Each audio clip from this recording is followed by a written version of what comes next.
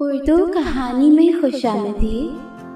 ہم جتنا مرضی کہہ لیں کہ میرے اللہ ہم تجھ سے ہر حال میں راضی ہیں، مگر کبھی نہ کبھی تو انسان زبان سے نہ سہی چاہے دل میں ہی سہی اللہ سے شکوہ کر ہی دیتا ہے کہ اللہ ہم سب کے ساتھ اچھا سلوک کرتے ہیں، کوئی ہمارے ساتھ ویسا اچھا سلوک کیوں نہیں کرتا؟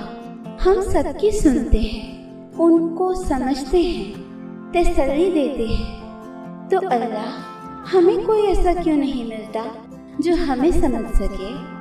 میرے اللہ ہم تو لوگوں کی خاموشی میں چھپے درد کو بھی سمجھ لیتے ہیں، تو ہمارے ساتھ ایسا کیوں ہوتا ہے کہ ہم اپنے لفظوں سے بھی لوگوں کو نہیں سمجھا پاتے کہ کس درد سے گزر رہے ہیں؟ لوگ گرتے ہیں تو ہم ہاتھ بڑھا کے تھامتے ہیں اور پوچھتے ہیں کہ ہاں تم ٹھیک تو ہو، مگر جب ہم گرتے ہیں تو لوگ دونوں ہاتھوں سے تالیاں پیٹ کے ہم پر ہنستے کیوں ہیں؟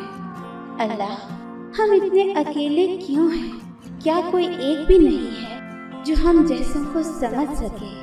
تبھی وہ رب کہیں نہ کہیں سے کسی نہ کسی صورت میں تمہیں جواب دیتا ہے کہ بندے تم مجھ سے شکوہ کرنا ہے، جبکہ میں نے تمہیں خوددار بنا دیا ہے۔ تو لوگوں کو اپنی باتیں کیوں بتانا چاہتا ہے جب تیری باتیں سننے کے لیے میں ہوں نا؟ لوگ نہیں سمجھتے تو میں تو سمجھتا ہوں نا۔ تم خود کو لوگوں میں خاص کرنا چاہتے ہو، جبکہ میں نے تمہیں اپنے لیے خاص کر رکھا ہے۔ تم لوگوں سے زخم کی دعا چاہتے ہو، جبکہ تمہارے ہر درد کا درمان میں ہوں۔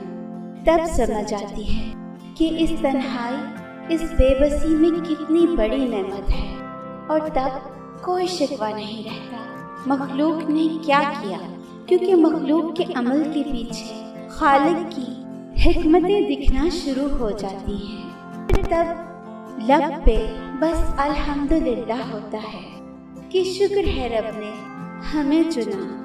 تم ہر شخص کو خوش نہیں رکھ سکتے، تم اپنا سکون کسی کے لیے کتنا ہی برباد کیوں نہ کر لو، اور پھر بھی وہ شخص تمہاری نیت یا تمہاری مخلصی پر کوئی نہ کوئی نقص نکال ہی لے گا۔ اور انسان تو اللہ سے بھی خوش نہیں ہوتا، تو تم تو پھر ایک انسان ہو۔ دوسروں کے لیے سکون کا ذریعہ ضرور بنو، لیکن دوسروں کو خوش رکھنے کے لیے خود کو بے سکون مت کرو۔ لوگوں کو زندہ رکھنے کے لیے خود کو قتل مت کرو۔ یہ تمہاری زندگی ہے، اسے اپنے حساب سے جیو۔ وہ کرو جس سے تمہارا دل مطمئن ہوتا ہے، جس سے تمہاری روح کو سکون ملتا ہے۔